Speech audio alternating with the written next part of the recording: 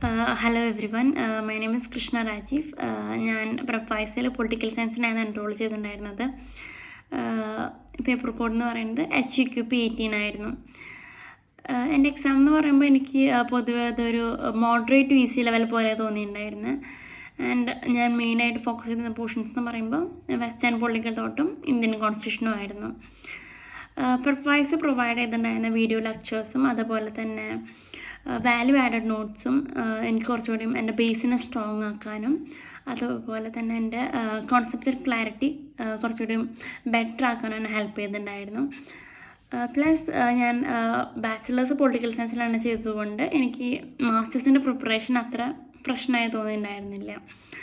എനിക്ക് പ്രൊഫൈസിൽ ഇഷ്ടമായിട്ടുള്ളൊരു ഫീച്ചർ എന്ന് പറയുന്നത് നമ്മുടെ പ്രോഗ്രസ് അനലൈസ് ചെയ്യാൻ പറ്റുന്ന ഒരു ഫീച്ചറാണ്. അതായത് നമ്മൾ എത്രത്തോളം സിലബസ് കവർ ചെയ്യുന്നു, അതുപോലെ തന്നെ നമ്മൾ മോക്ക് ടെസ്റ്റ് എടുത്തിട്ട് അല്ലെങ്കിൽ ടെസ്റ്റ് സീരീസ് എടുത്തിട്ട് നമ്മൾ എവിടെ നിൽക്കണോ അല്ലെങ്കിൽ നമ്മുടെ പെർഫോമൻസ് എങ്ങനെയുണ്ടെന്ന് അനലൈസ് ചെയ്യാൻ പറ്റുന്ന ഒരു ഫീച്ചറാണ് എനിക്ക് ഏറ്റവും കൂടുതൽ ഇഷ്ടമായ ഒരു ഫീച്ചർ എന്ന് പറയുന്നത്.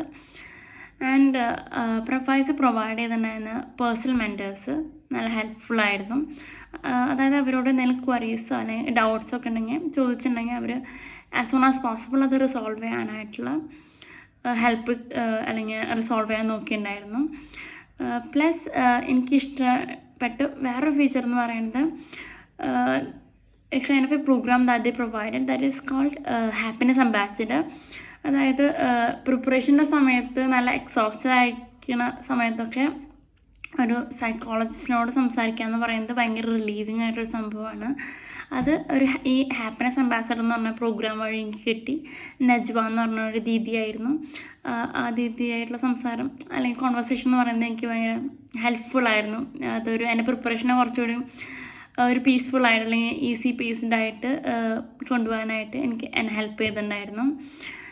ആൻഡ് എൻ്റെ സ്കോർ വന്നപ്പോൾ എനിക്ക് അത്യാവശ്യം നല്ല സ്കോറുണ്ട്. ആൻഡ് ഞാൻ മെയിനായിട്ട് നോക്കുന്ന യൂണിവേഴ്സിറ്റീസ് അല്ലെങ്കിൽ എയിം ചെയ്യുന്ന യൂണിവേഴ്സിറ്റീസ് എന്ന് പറയുമ്പോൾ JNU, DU ആൻഡ് HCU ആണ്.